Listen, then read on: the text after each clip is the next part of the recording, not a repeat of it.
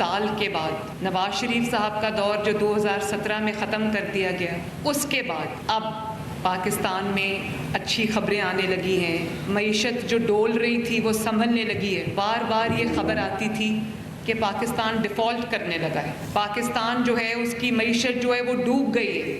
उसको श्रीलंका से मिलाया जाता था। 10 माह भी अभी मुकम्मल नहीं हुए। आज खबर ये आ रही है कि स्टॉक मार्केट ने पूरे 76 साल का रिकॉर्ड तोड़ दिया। सिर्फ साल बाद, 2 साल बाद, 3 साल बाद कई हुकूमतें तो हमने ऐसे देखी हैं कि चौथे साल में भी लोगों को कह रही थी हम ये करना चाहते हैं, हम ये करेंगे, चाहते हैं, करेंगे, ये जो करूँगा, करूँगी, हम इस सीगे से बाहर निकल आए हैं। सिर्फ जानवरों का ही नहीं, कई सियासी जमातों की बीमारियों का भी अच्छा इलाज करेंगे। इन लोगों का जब भी कदम उठता है, मुल्क के खिलाफ उठता है, इनका मुंह खुलता है तो गालियां निकलती हैं। वज़ीर आला पंजाब मरियम नवाज का पाकपतन में लाइफ स्टॉक कार्ड के इजरा की तकरीब से खिताब। कहा, पाकिस्तान में महंगाई कम हुई है, डोलती मैशियत संभल रही है, पाकिस्तान तरक्की की सीढ़ी पर चढ़ चुका। स्टॉक मार्केट ने 76 साल का रिकॉर्ड तोड़ दिया। हम बातें सुनते थे कि पाकिस्तान डिफॉल्ट करेगा, पाकिस्तान को श्रीलंका से मिलाया जा रहा था। मुल्क से मुतालिक अच्छी खबरें आ रही हैं। लोग जानते हैं कि नवाज शरीफ जो वादा करते हैं वो पूरा करते हैं। लोग जानते हैं कि नवाज शरीफ की बेटी भी वादा पूरा करेगी।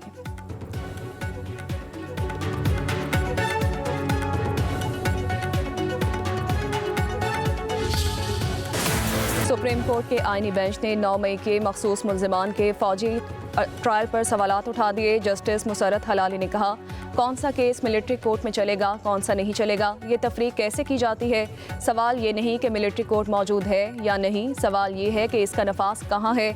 जस्टिस जमाल खान मंदुखेल ने कहा, किसी जुर्म पर कौन और कैसे तय करता है कि केस कहाँ जाएगा। जस्टिस मोहम्मद अली मजहर ने कहा, मुकदमात कहाँ चलने हैं, उसकी तफरीक कैसे और किन उसूलों पर की जा रही है। जस्टिस नईम ने कहा कि 9 मई के वाक़यात में 103 मुल्जिमान के खिलाफ मिलिट्री कोर्ट में केस चला, बाकी केसेस इंसदाद दहशतगर्दी अदालत में चल रहे हैं। ये तफरीक कैसे की गई, कौन सा केस मिलिट्री कोर्ट में जाएगा, कौन सा केस इंसदाद दहशतगर्दी की अदालत में चलेगा। जस्टिस हसन अजहर रिजवी ने कहा, GHQ पर हमला हुआ, वहाँ शहादतें हुई, कराची में त्यारा तबाह हुआ, अरबों रुपए का नुकसान हुआ, क्या ये वाक़यात इन वाक़यात से कम थे। इन दहशतगर्दों का ट्रायल ATC में हुआ, इनको फौजी अदालत में क्यों नहीं भेजा गया।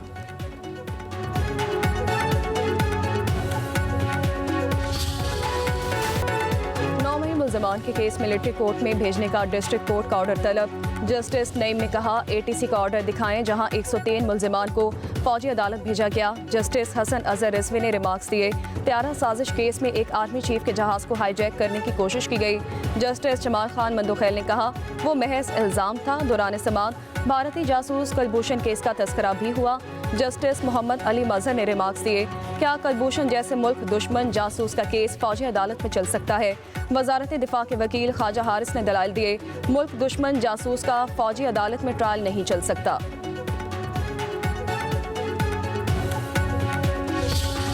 कमेटी में हुकूमत के जो लोग हैं उन्होंने हमसे इस बात पे बिल्कुल उन्होंने कहा, जी आपकी बात दुरुस्त है और हम लोग कराएंगे। वो टाइम गुजर गया, काफ़ी दिन गुजर गए, अभी तक वो नहीं करा सके। और अभी वो कह रहे हैं कि जी नहीं, ये तो जेल रूल्स में है ही नहीं, मतलब अभी खुद ही उस चीज़ पे मुकर रहे हैं। PTI रहनुमाओं को बानी से मुलाकात का इंतजार। अपोजिशन लीडर उमर अयूब का कहना है कि बानी PTI से मुलाकात नहीं करवाई जा रही, हुकूमत अपनी बात से मुकर गई है। हमें बताया गया कि मुलाकात कराना जेल मैनुअल में शामिल नहीं। अगर हुकूमत बाकी इख्तियार रखती है तो बानी PTI से मुलाकात करवाए। 9 मई 26 नवंबर पर जुडिशल कमीशन का क़याम और कारकुनान की रिहाई हमारे मुतालिबात में शामिल हैं।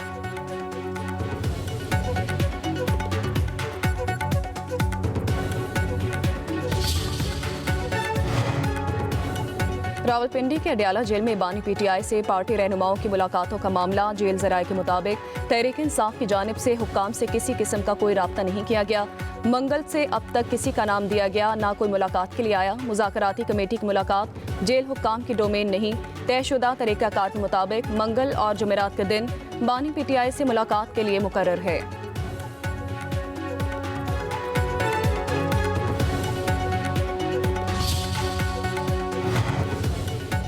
जलसे मुलतवी कराने के लिए जेल के दरवाजे खुलते हैं, अब क्यों नहीं। हुकूमत बानी से एक मुलाकात नहीं करा सकी, हमारे मुतालबात पर अमल दरामद कैसे कराएगी। PTI के रहनुमा शेख वकास अकरम कहते हैं, बानी को जेल में मिलने वाली सहूलियात से मुतालिक झूठ बोला जा रहा है। उन्हें दहशतगर्दों के डेथ सेल में रखा गया। अखबार टीवी की सहूलियात भी मुयस्सर नहीं। बानी ने कहा है, जिन लोगों ने ज्यादती की उन्हें माफ़ करता हूँ। बोले, हम पर बैकडोर रातों का इल्ज़ाम लगाया जाता है, कौम के पास ऐसे शोशे सुनने का वक्त नहीं।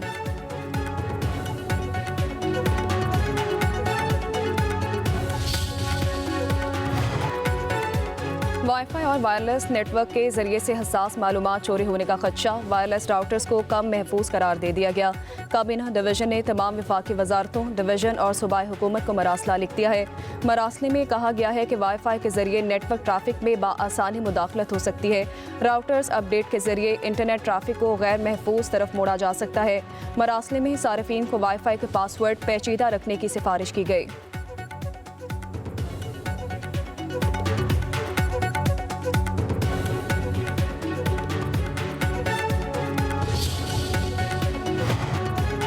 मुल्क भर में इंटरनेट की सुस्त रफ्तार बरकरार। पीटीए का बैंडविड्थ बढ़ाने का अमल भी रायगा हो गया। एलामिया के मुताबिक इंटरनेट बैंडविड्थ में इजाफा किया है। बैंडविड्थ बढ़ाने के बावजूद इंटरनेट रफ्तार तेज नहीं होगी।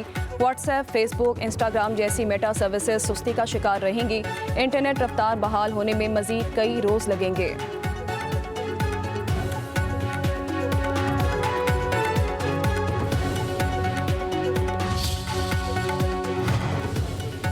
जब मैं गलत काम नहीं कर रहा तो क्यों डरूं, आगे बढ़ने के लिए खौफ का बुत तोड़ना पड़ेगा। वज़ीर आला केपी अली अमीन गंडापुर का पेशावर में तकरीब से खिताब। कहा, नैब वाले करप्शन की बात करते हैं तो तनख्वाह किस चीज़ की ले रहे हैं। लोग डरे बगैर अपना काम करें। हमने मुल्क को आगे लेकर जाना है। हमें अजीम कौम बनकर दिखाना है। हर महकमा खसारे में जा रहा है। पाकिस्तान की आबादी बढ़ गई।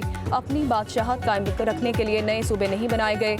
इंतजामी यूनिट बढ़ाने से 90% मसाइल हल होंगे।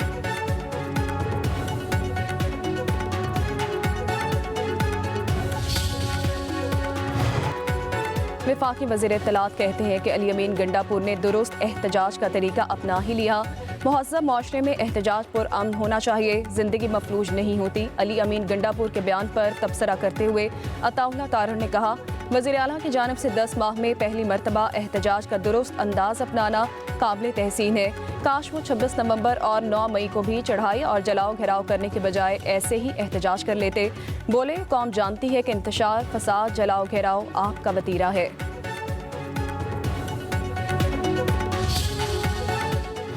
इनका इफेक्ट आ चुका हुआ है और आइंदा मजीद भी आएगा। तकरीबन कोई 1100 अरब रुपए की बचत तकरीबन हमने मटीरियलाइज कर चुके हैं। अब हुकूमत के प्लांट्स की बारी है और हैं। आज अगली काबीना के अंदर मजीद 15 प्लांट्स की रिव्यूड कॉन्ट्रैक्ट्स जा रहे हैं। तो हमने बहुत बड़ी प्रोग्रेस की है। मल्टी ईयर टैरिफ एक होता है अगले 7 साल का। वो टैरिफ हर डिस्ट्रीब्यूशन कंपनीज का राइट होता है मांगना। उन्होंने नेपरा से मांगा, हमने उसको पूरी पिटीशन को रिव्यू किया। हमारे ख्याल में वो टैरिफ इतना इजाफा नहीं जरूरत। बिजली की कीमत 10 से 12 रुपए फी यूनिट कम कर सकते हैं। घरेलू सार्फिन के लिए बिजली 4 रुपए तक सस्ती हो चुकी है। वफाकी वज़ीर तवानाई अवैस लगारी का कौमी असम्बली की कायमा कमेटी तवानाई के इजलास में इजहार ख्याल। IMF के साथ कैप्टो पावर प्लांट पर बातचीत कर रहे हैं। कैप्टो पावर प्लांट का मामला इख्तिताम की जानिब बढ़ रहा है। ख्वाहिश है कि बिजली का रेट 50 रुपए कम हो। बगास के 8 प्लांट का जायजा लेने जा रहे हैं। मजीद 16 प्लांट की नजरसानी की जा रही है। इसके बाद हुकूमती प्लांट के रिटर्न और इक्विटी की बारी आएगी। इस माह के आखिर तक कैप्टो प्लांट्स का मामला हल हो जाएगा।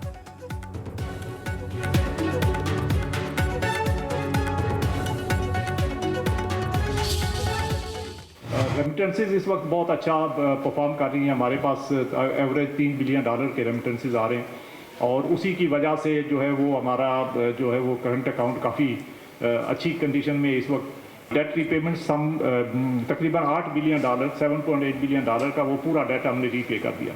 फॉरेन डेट का लेवल इस वक्त भी वही है जो जून 2022 के अंदर था। तो 2.5 साल में हमने फॉरेन डेट के अंदर कोई इंक्रीज नहीं किया। बैरूनी कर्ज की अदायगी के बाद मुल्क के डॉलर्स के ज़खायर में बड़ी कमी। पाकिस्तान के मजमूई डॉलर ज़खायर में एक हफ्ते के दौरान 3 करोड़ 20 लाख डॉलर्स की कमी हो गई। स्टेट बैंक के मुताबिक पाकिस्तान के पास 16 अरब डॉलर मौजूद हैं। स्टेट बैंक के डॉलर ज़खायर 1.5 करोड़ डॉलर कम होकर 11 अरब 69 करोड़ 52 लाख डॉलर तक आ गए। बैंक के डॉलर ज़खायर 1.7 करोड़ डॉलर कम होकर 4 अरब 68 करोड़ 30 लाख डॉलर रह गए। Governor state bank Jamil Ahmed कहते हैं कि नई मॉनेटरी पॉलिसी जनवरी में जारी होगी। हतमी तारीख का फैसला कल कर लिया जाएगा।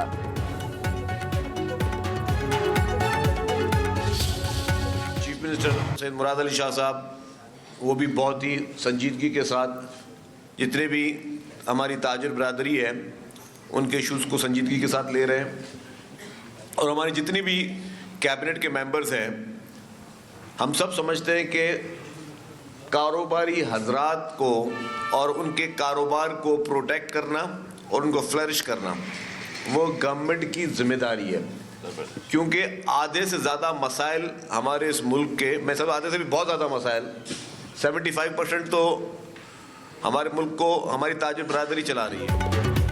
सबसे ज़्यादा टैक्स ताजिर बरादरी देती है। ताजिरों की वजह से ही मुल्क चल रहा है। ताजिर बरादरी के मसाइल हल करेंगे। सिंध के सीनियर वजीर शर्जील इनाम मेमन का तकरीब से खिताब बोले, सिंध हुकूमत की कोशिश है कि ज़्यादा से ज़्यादा इंडस्ट्रीज लगें। कारोबार को तहफ़्फ़ुज़ देना हुकूमत की जिम्मेदारी है। तरक्की के लिए ताजिरों को सहूलियात देना होंगी। कारोबारी अफराद खुशहाल होंगे तो लोग खुशहाल होंगे। सदर आसिफ अली जरदारी बिजनेस कम्यूनिटी को अहमियत देते हैं। सिंध हुकूमत ताजिरों की तजावीज़ को संजीदगी से लेती है।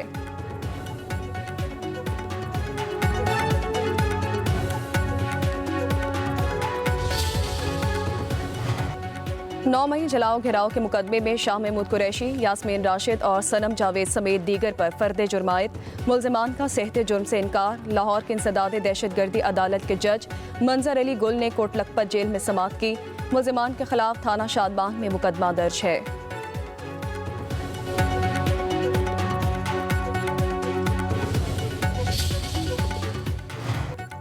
ज़िला कुरम के मुतासरीन में इमदादी सामान की तकसीम। 10 गाड़ियों पर मुश्तमिल इमदादी सामान बगन के लोगों को दिया गया।